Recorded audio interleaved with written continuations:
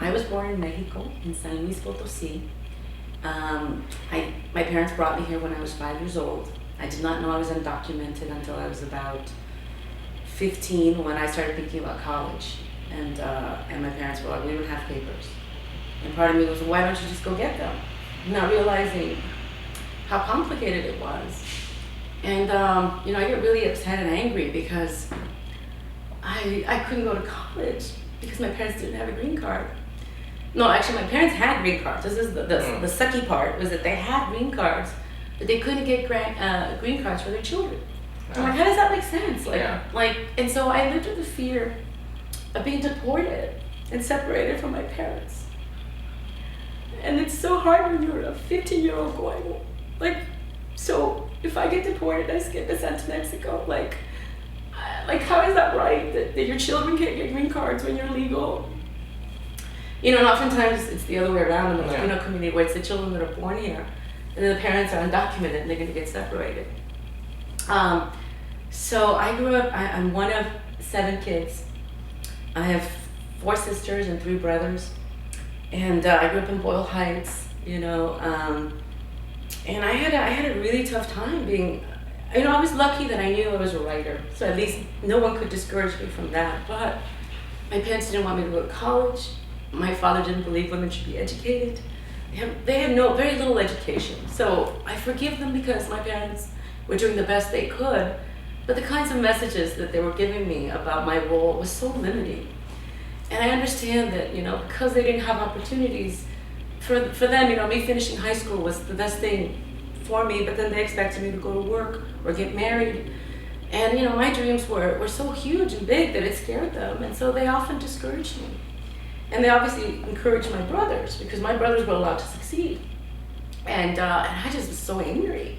But here I was, so accomplished, ambitious, intelligent, creative. And those things were seen as bad things because I was a girl. It was very painful. Well, I was very privileged because I was a boy. But my parents were both immigrants. My father was from Shanghai, and my mother was ethnic Chinese from the Philippines, and they came over to the States in the 50s and met at USC, and stayed here and had us. And I was the firstborn child. I have 2 younger sisters. I'm the oldest kid in my generation. So I feel like I was, kind of spoiled, really. But the thing that was weird was when I decided I wanted to write plays, because that wasn't the plan. I think it was pretty clear when I was growing up that I wasn't that great at math and science. I probably wasn't going to be a doctor. But at least I had to be like a lawyer or something. So I felt when I got to college and I started writing plays in my spare time, I told them, I can major in English and I can still go to law school. And they were like, okay. And then I wrote this first play, FOB, and we were going to stage it in my dorm.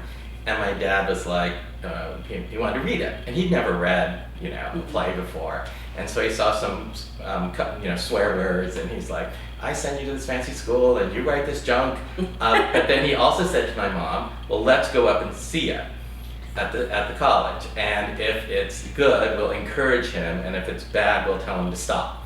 And so this play, FOB, was, fresh off the boat. So it was sort of about the conflict between ABC, American-born Chinese, and FOB, fresh off the boat immigrants.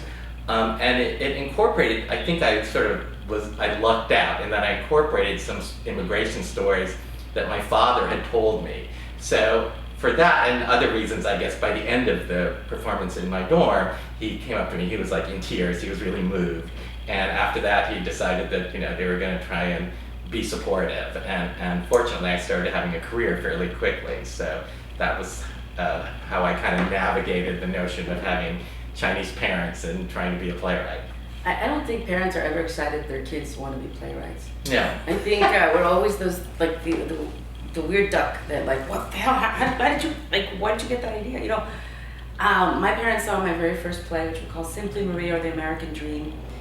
And I wrote a lot about my father's infidelity and about his machismo. I mean, it was so raw and real.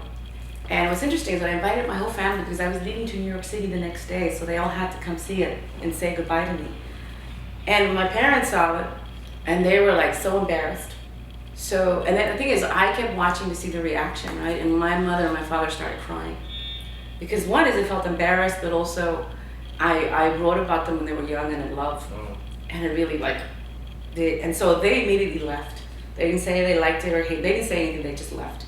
But my brothers and sisters were all happy for me, and especially my older brother, who was never supportive. He said, if anything happens in New York City where you want to come back because it doesn't work out, call me and I'll get you a plane ticket, but you have talent.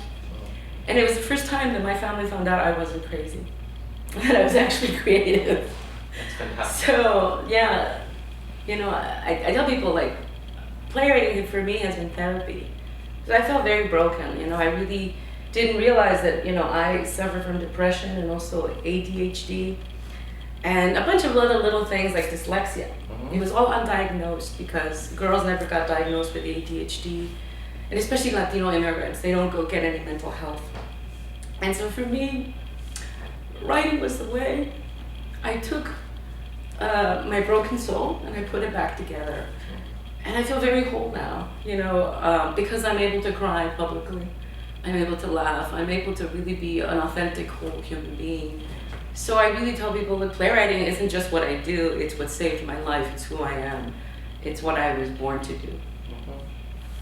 I think that playwriting, and art in general, I agree. I mean, I feel like it's a way to explore yourself and understand yourself, and if it's done truthfully and if it's done with depth, other people can connect to it in some way. And hopefully the experience of watching it and going through what we go through to write the shows is a way for audience members to have that experience and maybe be a little bit healed themselves. And you know, when it works best, that's what art can do. But, you know,